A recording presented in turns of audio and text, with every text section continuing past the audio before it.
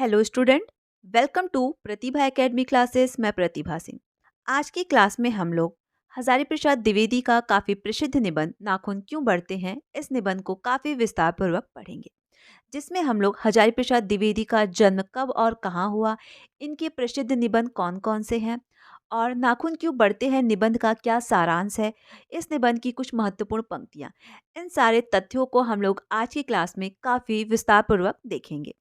और ये निबंध बिहार शिक्षक भर्ती परीक्षा और यूजीसी नेट, इन दोनों परीक्षाओं के पाठ्यक्रम में शामिल है, जिसके कारण ये निबंध आप सबके लिए काफी महत्वपूर्ण है।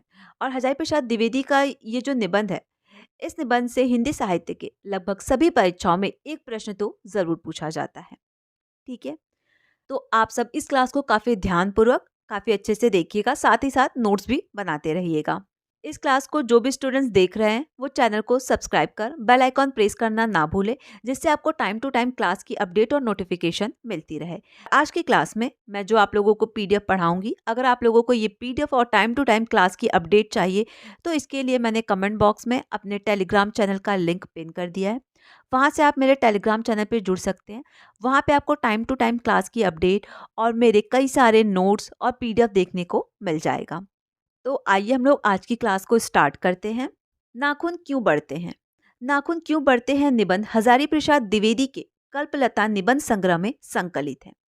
और ये पंक्ति परीक्षा के दृष्टिकोण से काफी इंपॉर्टेंट है, क्योंकि परीक्षा में प्रश्न पूछा जा चुका है कि नाखून क्यों बढ़ते हैं निबंध हजारी प्रसाद द्विवेदी के किस निबंध संग्रह में संकलित है।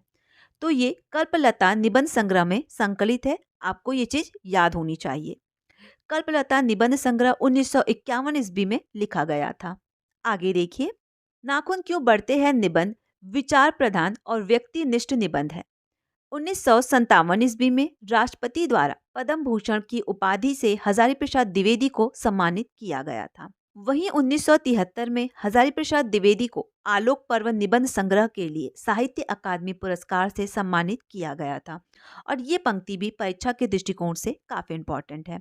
मैंने कई बार अपने क्लासेस में आप लोगों को बोला है कि आपके पाठ्यक्रम में जो भी लेखक, कवि, रचनाकार शामिल है, उनका जन्म, उनकी महत्वपूर्ण रचनाएं और उनको किस रचना पर कौन से पुरस्कार मिले हैं, ये सारी चीजें आपको काफी अच्छे से याद होना चाहिए। ठीक है, तो आप इस लाइन को काफी अच्छे से याद रखिएगा कि हजारी प्रसाद द्विवेदी को आलोक पर्व निबंध संग्रह के लिए साहित्य अकादमी पुरस्कार 1973 ईस्वी में मिला था। ठीक है, आगे देखिए। अब आप इस पंक्ति को देखिए, नाखून का बढ़ना मनुष्य की उस अंध सहज वृत्ति का परिणाम है जो उसके जीवन में सफलता ले आना चाहती है। उसको काट देना उस स्वनिर्धारित आत्मबंधन का फल है जो उसे चरितार्थ की ओर ले जाता है। लेखक ने मनुष्यता की विकास प्रक्रिया का और मनुष्यता तथा पशुता के संघर्ष को इस निबंध के माध्यम से हमारे सामने प्रस्तुत किया है। आगे देखते हैं। अब आप इस मूल पुस्तक को देखिए, जो कि बिहार बोर्ड के पाठ्यक्रम में शामिल है। इसमें हम लोग देखेंगे कि हजारी प्रसाद द्विवेदी का जन्म कब और कहाँ हुआ। ठीक है, हजारी प्रसाद द्विवेदी का जन्म 1907 ईस्वी में छपरा, बलिया, उत्तर प्रदेश में हुआ। द्विवेदी जी का साहित्य कर्म भारतवर्ष के सांस्कृतिक इतिहास की रचनात्मक परिणति है। हजारी प्रसाद द्विवेदी को संस्कृत, प्राकृतिक, अपभ्रंश, बंगला आदि भाषाओं व उनके साहित्य के साथ साथ इतिहास, सांस्कृतिक, धार्मिक, दर्शन और आधुनिक ज्ञान विज्ञान की काफी गहरी जानकारी थी। अब हम लोग देखेंगे हजारी प्रसाद द्विवेदी की प्रमुख रचनाएं कौन कौन सी हैं। यहाँ पर मैं उन्हीं रचनाओं को बताऊंगी जो परीक्षा के दृष्टिकोण से काफी इंपॉर्टेंट होंगे और जो परीक्षाओं में कई बार पूछे जाते हैं, पूछे जाने की संभावनाएं हैं। ठीक है, तो सबसे पहले आपको याद रखना है अशोक के फूल, कल्पलता, विचार और वितर्क, कुटज, विचार प्रवाह और आलोक पर्व। ये जो सारे हैं ये इनके निबंध संग्रह हैं। ठीक है, उसके बाद हम लोग देखेंगे इनके कुछ उपन्यास। हजारी प्रसाद द्विवेदी के कुल 4 उपन्यास है। पहला है बाण भट्ट की आत्मकथा, चारू चंद्र लेखा, पुनर्नवा, अनाम दास का पोथा। अब यहाँ पर आपको एक चीज काफी अच्छे से ध्यान में रखना है। यूपी टीजीटी के परीक्षा में एक प्रश्न पूछा था कि बाण भट्ट की आत्मकथा किस विधा की रचना है। ठीक है, और विकल्प दिया गया था उपन्यास, आत्मकथा, निबंध और कहानी। ठीक है, तो जिन भी बच्चों ने इस उपन्यास को नहीं पढ़ा होगा, इस उपन्यास के विषय में नहीं जानते होंगे, तो इस प्रश्न का उत्तर वो हमेशा आत्मकथा देंगे, क्योंकि यहाँ पर लिखा हुआ है बाणे भट्ट की आत्मकथा। तो आपको ये चीज़ याद रखना है कि बाणे भट्ट की आत्मकथा हजारी प्रसाद द्विवेदी का उपन्यास है। ठीक है, अब हम लोग देखेंगे आगे हजारी प्रसाद द्विवेदी के आलोचनात्मक ग्रंथ। आगे देखिए, सूर साहित्य, कबीर, मध्यकालीन बोध का स्वरूप, नाथ संप्रदाय और कालिदास का ललित योजना, इसे आप काफी अच्छे से याद रखिएगा। आगे देखिए, हिंदी साहित्य का आदिकाल, हिंदी साहित्य की भूमिका, हिंदी साहित्य का उद्भव और विकास, ये इनके आलोचनात्मक साहित्यिक ग्रंथ हैं जो कि आपको याद होने चाहिए। आगे देखिए, हजारी प्रसाद द्विवेदी को आलोक पर्व पर साहित्य अकादमी पुरस्कार, सरकार के द्वारा पद्म भूषण सम्मान एवं लखनऊ विश्वविद्यालय द्वारा दिलीट की उपाधि मिली है। हजारी प्रसाद द्विवेदी काशी हिंदू विश्वविद्यालय, शांति निकेतन विश्वविद्यालय, चंडीगढ़ विश्वविद्यालय आदि में प्रोफेसर एवं प्रशासनिक पद पर कार्यरत रहे हैं। सन 1969 ईस्वी में दिल्ली में हजारी प्रसाद द्विवेदी का निधन हुआ था। ठीक है, अब हम लोग आगे देखेंगे। तो अब हम लोग पढ़ेंगे नाखून क्यों बढ़ते हैं निबंध का सारांश, जिससे आपको ये काफी अच्छे से स्पष्ट हो जाएगा कि इस निबंध की पृष्ठभूमि क्या है। तो आइए शुरू करते हैं। नाखून क्यों बढ़ते हैं निबंध संग्रह हजारी प्रसाद द्विवेदी द्वारा लिखा गया है। इसमें लेखक ने नाखूनों के माध्यम से मनुष्य के आदिम बर्बर प्रवृत्ति का वर्णन करते हुए उसे बर्बरता त्याग कर मानवीय गुणों को अपनाने का संदेश दिया है। एक दिन लेखक की पुत्री ने प्रश्न पूछा कि नाखून क्यों बढ़ते हैं। बालिका के इस प्रश्न से लेखक आश्चर्यचकित रह गए। प्रक्रिया स्वरूप लेखक ने इस विषय पर मानव सभ्यता के विकास पर अपना विचार प्रकट करते हुए आज से लाखों वर्ष पूर्व जब मनुष्य जंगली अवस्था में था तब उसे अपनी रक्षा के लिए हथियारों की आवश्यकता थी। इसके लिए मनुष्य ने अपने नाखूनों को हथियार के स्वरूप प्रयोग करने के लिए बढ़ाना शुरू किया, क्योंकि अपने प्रतिद्वंदियों से जूझने के लिए नाखून ही उनके अस्त्र थे।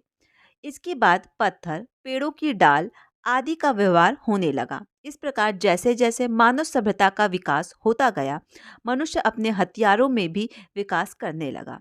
अब आप इस पैराग्राफ को देखिए, यहाँ पर मुझे होगा। मुझे इस बात पर हैरानी होती है कि आज मनुष्य नाखून ना काटने पर अपने बच्चों को डांटता है, किंतु प्रकृति उसे फिर भी नाखून बढ़ाने को विवश करती है। मनुष्य को अब इससे कई गुना शक्तिशाली अस्त्र शस्त्र मिल चुके हैं। इसी कारण मनुष्य अब नाखून नहीं चाहता है। आगे देखिए, लेखक सोचता है कि मनुष्य किस ओर बढ़ रहा है, मनुष्यता की ओर अथवा पशुता की ओर। ठीक है, और ये पंक्ति परीक्षा के दृष्टिकोण से काफी इंपॉर्टेंट है, आप इसे स्पेशली ध्यान में रखिएगा। अस्त्र शस्त्र बढ़ाने की ओर अथवा अस्त्र शस्त्र घटाने की ओर।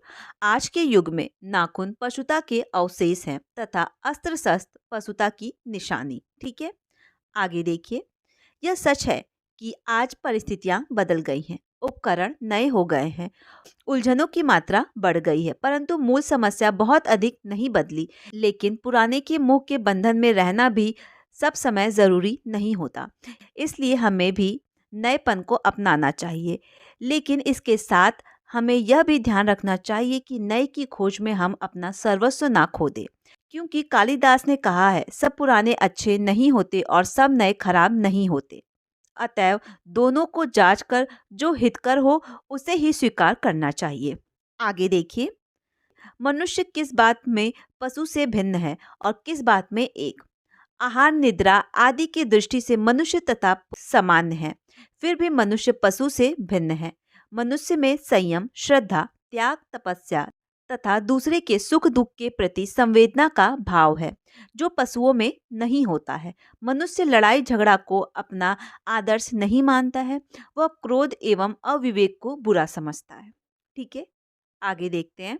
लेखक सोचता है कि ऐसी स्थिति में मनुष्य को कैसे सुख मिलेगा, क्योंकि देश के नेता वस्तुओं की कमी के कारण उत्पादन बढ़ाने की सलाह देते हैं, लेकिन बूढ़े आत्मलोकन की ओर ध्यान दिलाते हैं। उनका कहना है कि प्रेम बड़ी चीज है जो हमारे भीतर है। इस निबंध के माध्यम से हजारी प्रसाद द्विवेदी ने मानवीयता पर बल दिया है, महाविनाश से मुक्ति की ओर ध्यान खींचा है। तो इस प्रकार नाखून क्यों बढ़ते हैं निबंध का क्या सारांश रहा है, ये मैंने आप लोगों को बता दिया। अब इस निबंध से संबंधित कुछ चीजें आप लोगों को ध्यान रखनी है, जैसे कि नाखून क्यों बढ़ते हैं निबंध हजारी प्रसाद द्विवेदी के कल्पलता निबंध संग्रह में संकलित है। ठीक है। और ये निबंध विचार प्रधान और व्यक्तिनिष्ठ निबंध है। हजारी प्रसाद द्विवेदी को आलोक पर्व निबंध संग्रह पर साहित्य अकादमी पुरस्कार मिला था। ये 5-6 पॉइंट आपको बेसिकली याद रखने हैं, क्योंकि इनसे परीक्षा में प्रश्न पूछे जा सकते हैं। अब हम लोग देखेंगे इस निबंध की कुछ महत्वपूर्ण पंक्तियां जो कि मूल पुस्तक से ली गई हैं। तो आइए हम लोग उसे देखते हैं। तो अब हम लोग नाखून क्यों बढ़ते हैं निबंध की कुछ महत्वपूर्ण पंक्तियों को देखेंगे, क्योंकि परीक्षाओं का जिस प्रकार पैटर्न बदल रहा है उसमें पंक्तियों से कई सारे प्रश्न पूछे जाते हैं। किसी भी निबंध, किसी भी कहानी की कोई पंक्ति दे दी जाएगी और पूछ लिया जाएगा कि ये पंक्ति किस निबंध की है, तो आपको पता होना चाहिए। ठीक है। तो आइए हम लोग देखते हैं। आप पहली पंक्ति देखिए। बच्चे कभी कभी चक्कर में डाल देने वाला प्रश्न कर बैठते हैं। अल्पज्ञ पिता बड़ा दयनीय जीव होता है। मेरी छोटी लड़की ने जब उस दिन पूछ दिया कि आदमी के नाखून क्यों बढ़ते हैं, तो मैं कुछ सोच ही नहीं सका। हर तीसरे दिन नाखून बढ़ जाते हैं। बच्चे कुछ दिन तक अगर उन्हें बढ़ने दें तो माता पिता अक्सर उन्हें डांटा करते हैं, पर कोई नहीं जानता कि ये अभागे नाखून क्यों इस प्रकार बढ़ा करते हैं।